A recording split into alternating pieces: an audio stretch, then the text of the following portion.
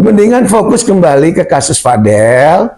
Kita sebagai pelapor minta suatu kepastian hukum kepada pihak Polres Jakarta Selatan karena anaknya jadi korban.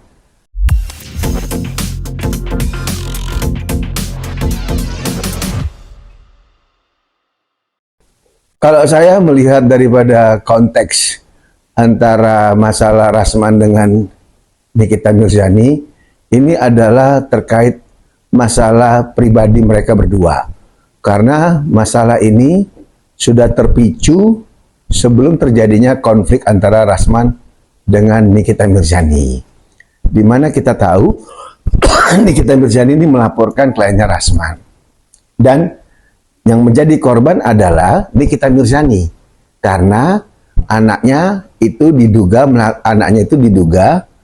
telah dilecehkan atau terkait adanya dugaan tindak pidana tentang perlindungan anak. Itu awalannya.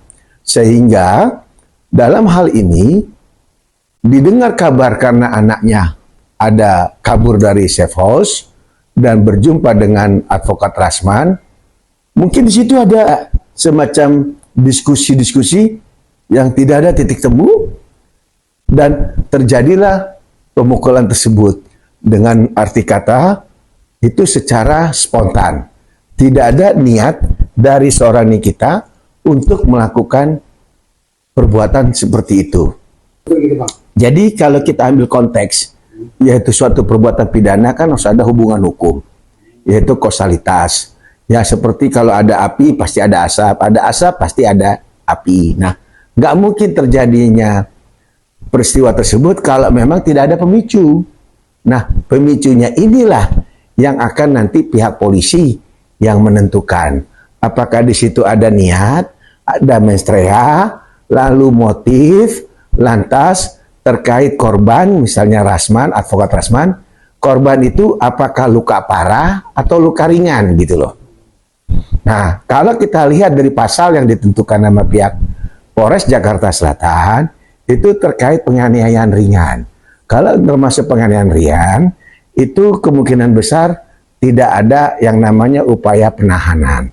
Dan kalaupun kasus ini bisa berjalan sampai di persidangan, itu pasti nanti tipiring, tindak pidana ringan. Itu sidangnya pasti hari Jumat, tidak hari biasa, antara Senin sampai Kamis. Bang, tapi ada juga apakah ada kemungkinan kita ini ditangkap atau ada penangkapan pasti gimana Bang? Tidak mungkin adanya penangkapan. Seperti tadi saya ngomong, kan sudah berproses di pihak Polres Jakarta Selatan. Dan sampai saat ini juga Rasman aktivitasnya masih full. Ya, dan dia juga sudah membuat berita acara. Dan artinya sudah ada verifikasi atau klarifikasi di Polres Jakarta Selatan. Nah, mungkin pada saat itu kan sudah disampaikan bukti-bukti dan seterusnya.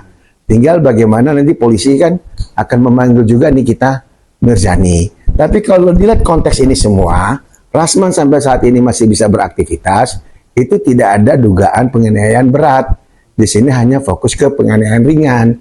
Kalau penganiayaan ringan, tidak akan adanya satu penahanan, apalagi sampai dijemput. Tidak mungkin. Jadi tidak ada mungkin bisa dia bilang itu tidak mungkin misalnya saat pemeriksaan langsung dipakai baju orange gitu. Jauh. Nggak ada seperti itu. Itu jauh.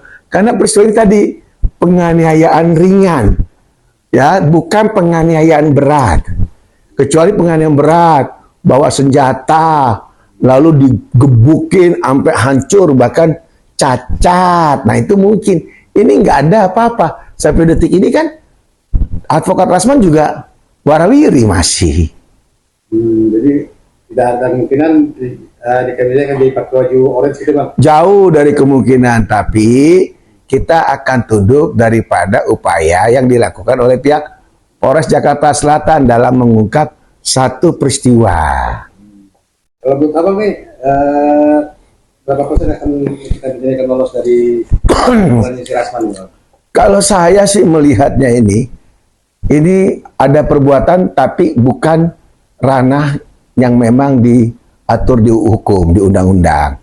Maksudnya perbuatan itu ada, tapi konteksnya itu bukan ada niat untuk melakukan satu penganiayaan. Nah, paling tidak ada dua nanti alternatif yang polisi lakukan.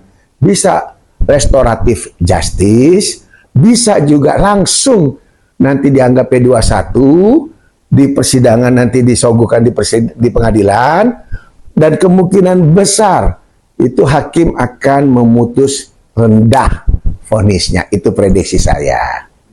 Tapi itu terkait tadi apa restorasi justice, nah, kita ada restorasi justice Bang, gimana Bang?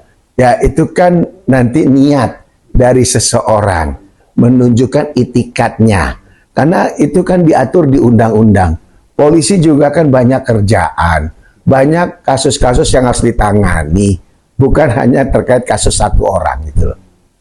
Ini kan juga saya lapor ya Bang, kalau tarik laporan kita dari terhadap Rasman juga pengeroyokan kan gimana Bang?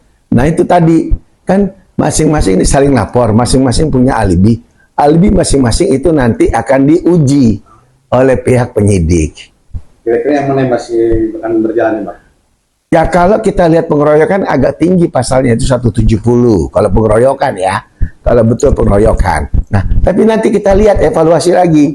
Nah, apakah dalam pengeroyokan itu ada cedera yang dialami oleh Nikita Mirzani? Ya, kalau memang ada berarti kan harus divisum. Nanti di visumnya lihat apakah itu cedera berat atau ringan. Nggak bisa juga kita bilang ada pengeroyokan tanpa didukung bukti-bukti yang lain. Kesimpulan kasus ini masing-masing tidak ada niat.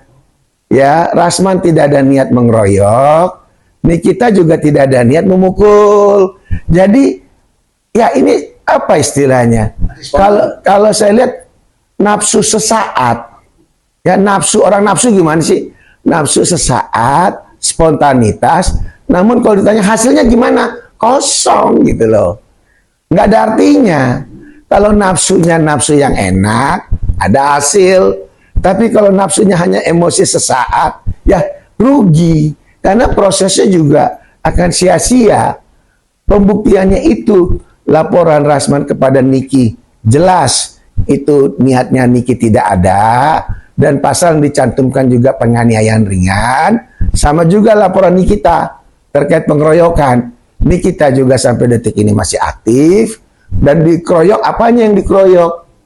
Ada nggak bukti cedera atau apa? Dan sudah dilakukan visum nggak?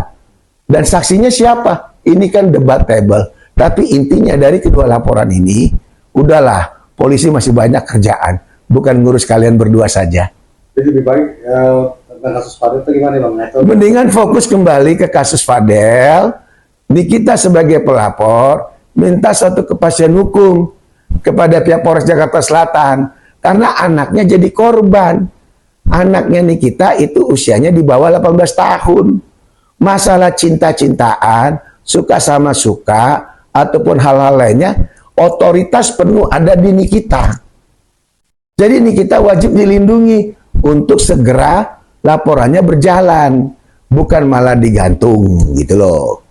Mudah-mudahan pihak Polres bisa memberikan satu kepastian atas laporan Nikita kepada terlapor yang memang kliennya Rasman. Saya Advokat Dr. Toga Situmorang.